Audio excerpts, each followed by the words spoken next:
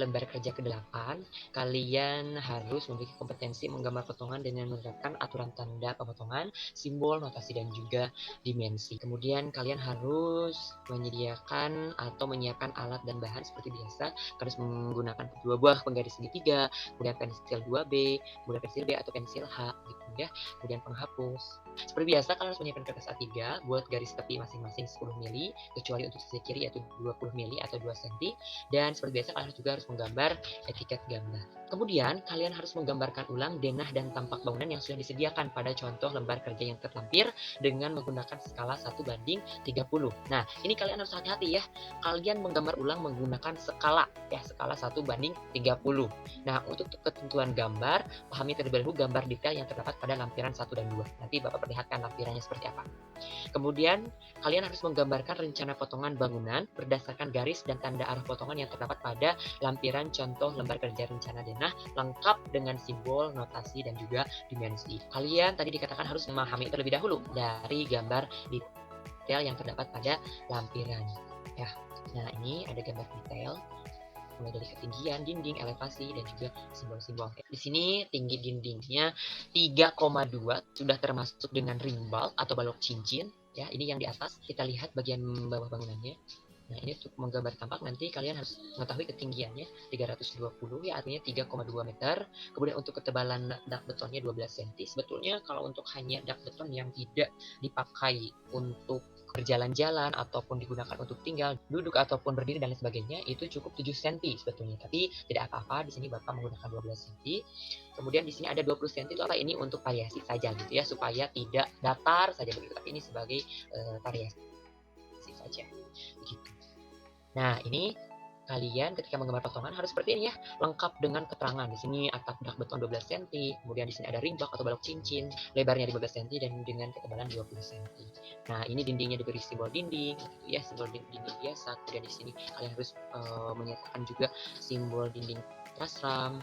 Nah, ini pondasinya. Nah, ini pondasi yang sudah Bapak detailkan. Nanti pondasinya seperti ini lengkap dengan notasi ya. Nah, seperti tadi notasi tanah asli. Nah, ini notasi batu kosong atau unstamping. Bentuknya seperti ini oval ya. Di sini ada pasir urug, kemudian ini tanah asli, ini tanah urug atau urugan tanah. Ini pasir urug ya. Kalau yang titik-titik ini pasir urug, kalau yang vertikal ini adalah tanah urug. Nah, sedangkan yang miring seperti simbol bilik ya.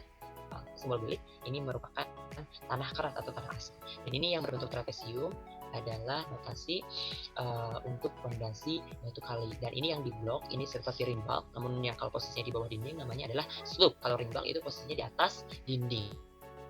Ya, di mana-mana ada dinding sudah pasti ada slope. Nah, ini adalah pasangan bata trasram, ini pasangan dinding bata biasa. Kemudian ini yang 2 cm di kanan kiri dinding itu adalah plester. Gitu. Nah, kalau kita lihat di sini ada pasir urug setebal 10 cm, kemudian ada adukan semen atau spesi setebal 4 cm dan penutup lantai atau keramik gitu ya. Ini ada 1 cm.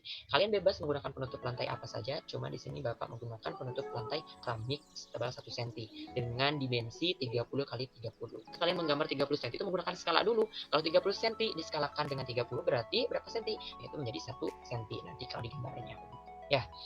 Nah, lengkap dengan ininya ya ukurannya itu. Ini ukuran kondisi batu kalinya 60 dan bagian bawah ini yang ada pasir ya pasir uruk itu 80. Ini sudah lengkap ya. Ini yang bagian atasnya itu 25 cm, ini struknya 15, tingginya 20 ya. Ini untuk tinggi dinding terasanya itu 20 cm. Detail dari daun pintu dan juga jendela. Kita lihat dulu pintu. Ini adalah simbol pintu yang terpotong. Ini menggambarnya sesuai dengan tanda arah potongan. Nah, arah potongannya ke arah kanan ya. Berarti kalau kita melihat bagian ini ya. Nah, begini ini. Ini adalah ini daun pintu ya setebal 4 cm, kemudian ini kusen pintunya 5 cm dengan cowakan 1 cm, ini yang ke dalam 1 cm. Berarti di sini 4 cm, kalau di bagian sini adalah 5 cm. Nah, ini adalah yang di bagian bawah itu, ini kusen tuh dari sini ya. Kusen dari sini sampai ke atas. Kalau di bagian paling bawah ini setebal 10 cm itu namanya 1 kusen. Jadi untuk mencegah pelapukan ya, karena kan posisinya lembab kalau langsung melihat. Nah, ini adalah notasi pintu ya. Kalau kita melihat pintu itu mengarah ke bawah, maka simbolnya akan seperti ini. Ini daun pintu. setebal 4 cm. Ini kusen pintu. Kusen pintunya ini ada cowakan sedikit 1 cm, berarti kalau dari sini 4 cm, kalau dari sini 5 cm. Nah ini sama simbol jendela. Kalau simbol jendela antara yang memiliki daun jendela ataupun memiliki satu daun jendela, kalau memotongnya dari sini itu sama ya, simbolnya seperti ini. Nah sama arah pandangannya ke sana, berarti simbolnya akan seperti ini. Ya, ini kusennya rata-rata kusen untuk daun pintu dan jendela kayu itu 5 cm ya, cowakannya masing-masing 1 cm.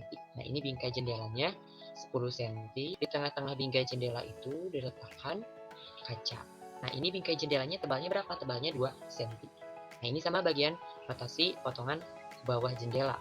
Ya kalau berjendela itu dipotong mengarah ke bawah, maka yang tengah akan seperti ini. Ini kusen jendelanya, ya kusen jendela, dan ini adalah daun jendelanya. Ini bingkai jendela dan ini di tengah-tengah adalah kaca. Ini sudah Bapak bubuhkan keterangan dimensinya. Nanti kalian menggambar di potongan itu, jangan lupa ya, dimensinya perhatikan dan diskalakan dulu. Di sini kalian ditugaskan untuk menggambar ulang denah beserta tampak ya. Kalau denah dan tampak sudah dipermudah kalian ya, kalian tinggal menggambar ulang saja, tapi perhatikan skalanya ya, kalian harus skalakan dulu. Artinya kalau panjang bangunan itu 500 cm, artinya 5 meter, diskalakan dulu 30, 500 bagi 30 panjangnya 16 cm. Kemudian 300 bagi 30 panjangnya berarti berapa? 10 cm. Nanti digambarnya 16 cm kali 10 cm. Sama dengan notasi lain, notasi jendela, notasi pintu, kalian harus skalakan dulu. Dan jangan lupa untuk melengkapi dengan garis potongan, tanda arah potongan, kemudian simbol garis atap. Kenapa garis putus-putus? Karena atap itu kan di atas begitu ya. Jadi ketika kalian memotong bangunan 1 meter di atas lantai, otomatis kan tidak terlihat. Jadi kalian cukup menggambarkannya secara garis putus. Nah ini untuk tampak bangunannya, sama kalian harus menggambarkan ya. Tingginya berapa? Tadi sudah Bapak bubuhkan di detail. Tingginya 3,2 sudah beserta dengan ringbak gitu ya, tebal dak belakangnya 12. Dan ini variasinya itu 20%. Nah outline atau garis pinggir dari setiap gambar tampak itu kalian harus tebalkan.